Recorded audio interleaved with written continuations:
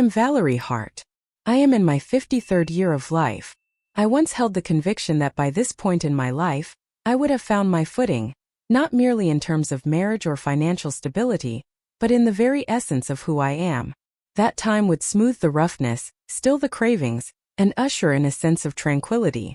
Yet, no one reveals the experience of awakening each day with a body that aches, not due to the passage of time, but from an unfulfilled yearning, or the peril that comes with being noticed once more, after enduring years of being overlooked.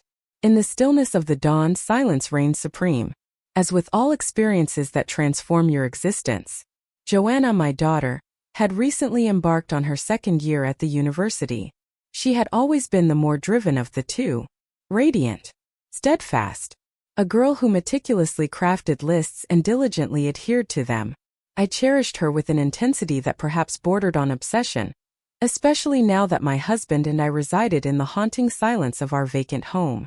During that semester, her literature professor received an invitation to present a talk at a nearby conference.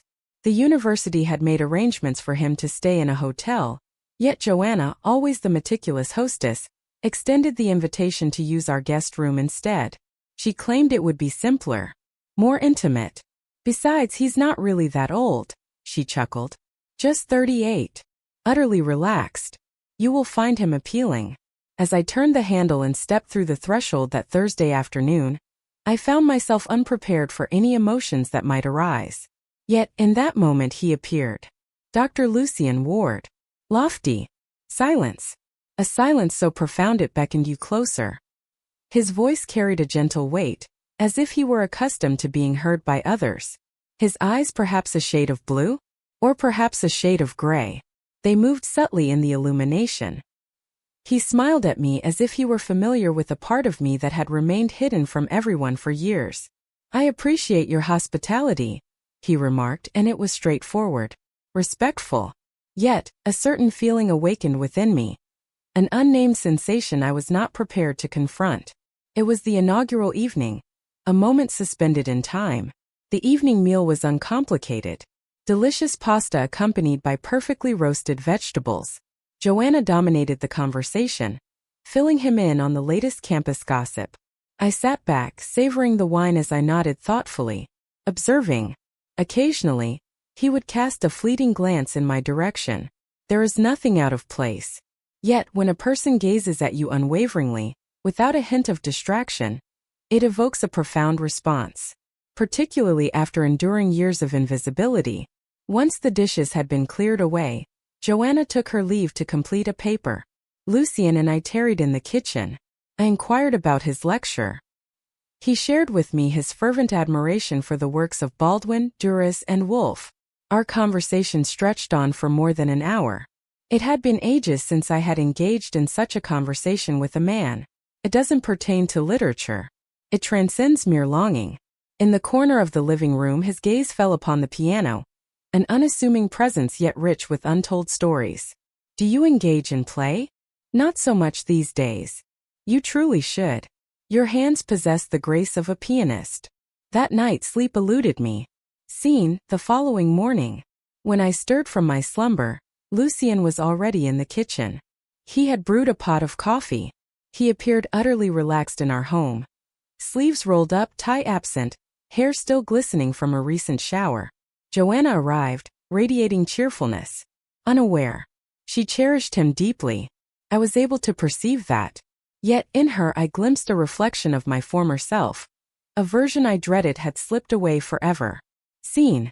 An afternoon stroll, Valerie in solitude. That afternoon, I strolled through the neighborhood in solitude. The trees had begun their transformation. Golden hues, warm amber, deep burgundy. I reflected on the various roles I had embraced. Mother, wife, and the ever-obliging neighbor. Yet not a woman. Not in recent times. Upon my return, I found Lucien immersed in a book within the confines of the study. He raised his gaze. You vanished, he remarked. Merely strolling. It compliments you beautifully. He remained silent about what it entailed. Yet I sensed it. In the stillness of the dawn, a serene hush enveloped the world. Yet there are beginnings that remain hushed, merely awaiting the tempest's approach. It's curious how a man can occupy so much space effortlessly. Lucien refrained from demanding it. He did not slam doors, did not pace, did not intrude. Yet, in some inexplicable way, he infused the house with life. When he spoke, his voice resonated. The echo of his footsteps reverberated from above. The faint hint of his cologne lingered in the air, leather, smoke, and an undertone of warmth. It lingered in the guest bathroom after he showered, and once as I entered to wipe the sink, I found myself pausing simply to savor the scent. Joanna remained oblivious. Perhaps she was aware, yet chose not to articulate it. On that Saturday morning, Lucien inquired whether I would like to explore the quaint old bookshop nestled in the heart of downtown. Joanna had crafted a delightful plan, a brunch with friends, and to my own astonishment I found myself agreeing to join. He navigated the road. Jazz filled the air as I drove, the melodies weaving through the confines of the car. Not the sleek variety, but rather something knotted and melancholic. The October light, gently sifting through the windows, found its perfect match. My eyes kept drifting to his hands gripping the wheel. Powerful, slender, competent. The air in the shop was thick with the scent of dust and the whispers of forgotten spirits. I observed him glide his fingers along the spines as if they were sacred objects. He presented me with a copy of Rilke's Letters to a Young Poet. I revisit it each autumn, he remarked. I inclined my head in agreement. That book once held a special place in my heart. He remained silent, a smile playing on his lips. Yet within that smile lay an unspoken invitation, or perhaps a memory he had yet to share with me. Afterward, we enjoyed a cup of coffee together. Engaged in a discussion about regret, we skirted the issue, choosing to express ourselves with more cautious language. Opportunities slipped away. At the intersection of paths, untraveled roads. Do you believe we diminish in size as the years pass by? He inquired, gently swirling his cup. No, irraplia. It seems we often overlook the importance of claiming our own space. He cast his gaze in my direction then. Completely. The expression of a man on the brink of uttering words that cannot be taken back. Yet he did not. Not at this moment. On that fateful night, Joanna was besieged by a migraine. She remained on the upper floor. I served her soup, pressed my lips gently to her forehead, and softened the glow of the lights. In the living room, Lucien found himself immersed in the pages of a book. The Rilke volume once more. I found myself seated opposite him, a glass of wine cradled in my hand. Our conversation was sparse. At one moment he remarked, "The house feels so silent in her absence." Indeed. Then in a gentler tone, "You're quiet too." Am I? He inclined his head in acknowledgement, yet not devoid, merely restrained. I gazed at him for an extended moment. You observe far too keenly. I perceive that which yearns for recognition. Silence lingered between us, taut and expectant. I rose, offered my apologies, and retired to my chamber. Yet slumber eluded me. I paid attention. The walls whispered with creaks, the wind howled outside, and I could barely hear the delicate rustle of a page turning in the room below. Upon awakening the following morning, I discovered a note discreetly placed beneath my door. It stated, "I trust this remains within acceptable boundaries. Yet I perceive your presence. It is certainly not a trivial matter." He failed to affix his signature. He was under no obligation to do so. Breakfast met an unfortunate fate in the flames of my culinary misadventure. Joanna playfully taunted me. Lucien did not. He observed me with a serene patience, as though he possessed an inkling of what was to unfold next. Or perhaps I wished I did. As the night enveloped the world outside, I turned the handle and stepped into the guest room. I found myself rooted in place. Only for a fleeting moment. Once more, he found himself immersed in the pages of a book. Gazed upward. Silence enveloped us. I did not enter by foot. I also left the door ajar. I remained rooted in place, a silent acknowledgement passing between us. The threshold had been breached. Even if our hands had never met. Nevertheless, the following day unfolded in disjointed pieces. Radiance streaming through the slats of the blinds. The coffee sits cooling in silence untouched. The sound of my daughter's voice wafts down the stairs, punctuated by snippets of her lively conversations with friends on the phone. Yet for me, everything became more vivid. The echo of Lucien's footsteps, the intensity of his gaze lingering just a moment too long, the fleeting touch of his fingers against mine as we crossed paths in the hallway. As Sunday evening approached, the house seemed to shrink around us. Perhaps I did, after all. As I meticulously folded the laundry, a sudden knock echoed through the air, drawing my attention to the door. Valerie. His voice carried a gentle softness. Deliberate. Yes. He remained behind the door, unyielding and silent. I merely stood on the opposite side. I'm heading out for a stroll. Care to accompany me? There was a moment of uncertainty. My fingers found themselves ensnared in one of Joanna's sweaters. The scent of her perfume lingered on the fabric. All right. The chill in the air outside had deepened, yet I embraced it with open arms. It invigorated my skin. Initially, we traversed the path in quietude. Along the pavement, beyond the weathered brick houses and the warm radiance of illuminated porches. The warmth of his presence enveloped me, a gentle reminder of his closeness, even without a single touch. You are not what I envisioned, he remarked at last. What were you anticipating? He offered a subtle smile. A mother. A gracious hostess. A figure who vanishes once the meal concludes. A chuckle escaped my lips. I attempted that. It didn't work. He came to a halt, gazed upon me. I truly meant it. That note. I recognize you. There it stood, a presence unmistakable. The moment lingered like a thick fog enveloping us. I find myself at a loss with that, I murmured. He advanced with measured intent. Untouched. Simply close. There's no obligation on your part. Yet the possibility exists. We strolled in silence, the weight of unspoken words hanging between us. That evening I lingered by his door, the guest room, the sanctuary where he rested within my home, and hesitated. Once more. Yet on this occasion I rapped gently at the door. He gently pried it open. A book cradled in his hand, glasses perched low on his nose. Sleep eludes me, I confessed. He gracefully moved to the side. As I stepped inside, our words remained unspoken. He perched on the brink of the bed, lost in thought. I found myself positioned by the window. He extended his hand deliberately and made contact with mine. Unhurried. I find myself devoid of hunger. Not at this moment. Simply awe-inspired. In that serene instant, I found myself seated beside him. His hand glided to my knee. My hand rested gently on his shoulder. Our breaths harmonized. He leaned in, and this time I remained still. The kiss lacked urgency. It was intentional, as if savoring a flavor he had envisioned for ages yet never summoned the courage to request. His hand glided to the small of my back. I released a breath and allowed the door to gently close.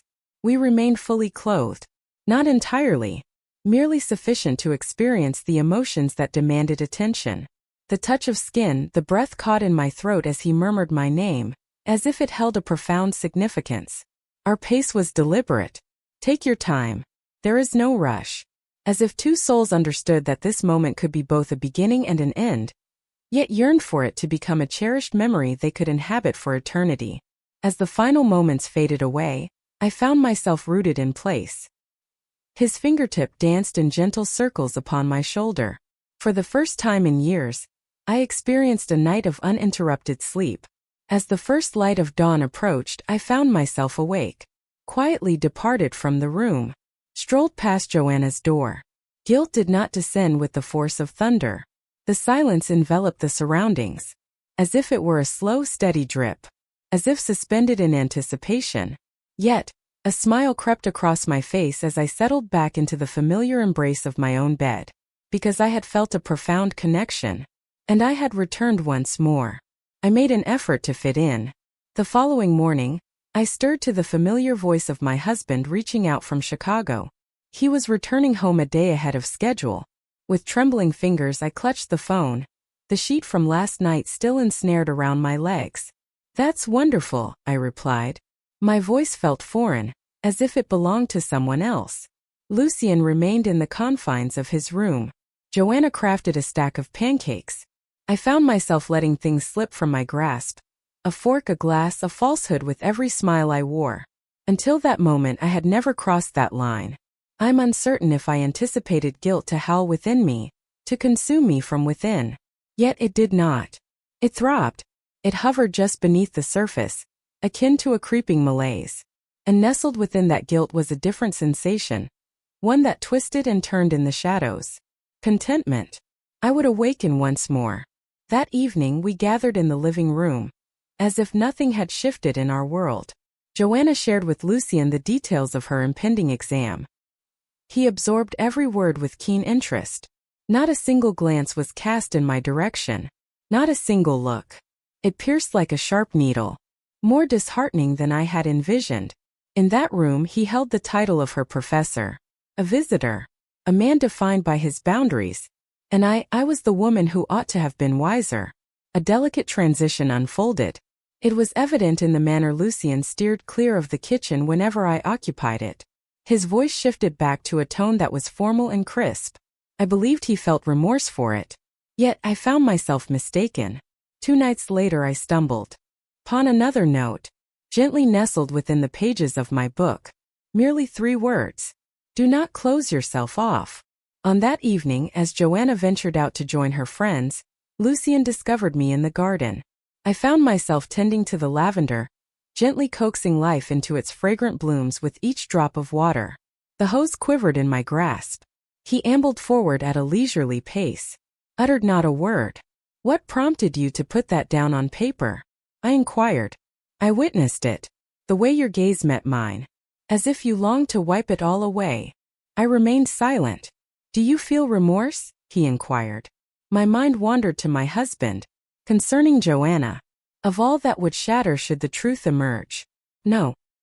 He inclined his head in acknowledgement. I feel the same way. He kissed me once more. This time shrouded in darkness hidden behind the hydrangeas. This time it surged forward with a swift intensity. It lacked tenderness. It was necessary. Immediate. Gasping, frantic. Fabric whispered. Fasteners released. We chose not to enter. Within the confines of the garden lay our hidden truth. As the final moments faded away, we found ourselves standing there, breathless and trembling. This cannot continue, I remarked. Yet it shall. Our gazes met, not infused with affection, but burdened by the weight of understanding what had been set in motion. The following day, my husband made his arrival. At the threshold, our lips met in a fleeting moment of intimacy. I inquired about the nature of his journey. A smile graced my lips. I presented the evening meal. Yet, with each word that escaped Lucien's lips, I was transported to another realm of his voice, the one that summoned my name in a hushed, fervent whisper amidst the blooms of the garden. And I was aware. The conclusion had yet to be reached. The dawn was merely unfolding. The subsequent days unfolded in a tapestry of silent suffering. I wandered through my home as if I were an outsider. All appeared unchanged, the gentle beige walls, the cherished family photographs, the lingering aroma of eucalyptus in the bathroom. Yet I was no longer the woman who had selected these details. Lucien maintained his courtesy. Here it is. Far away in every manner that drove me to madness. He would nod as we crossed paths in the hallway, extend an invitation for coffee in the morning, praise my cooking as if he hadn't held me, kissed me or unraveled me in the shadows. And Joanna. My daughter radiated with a luminous beauty. It was evident that she felt a sense of pride. It fills me with pride that we found common ground. Filled with pride for having welcomed someone she held in high regard into our home, into the fabric of our lives. If only she were aware. That weekend, Lucien was set to make his way back to campus. Joanna intended to take him home following their brunch together.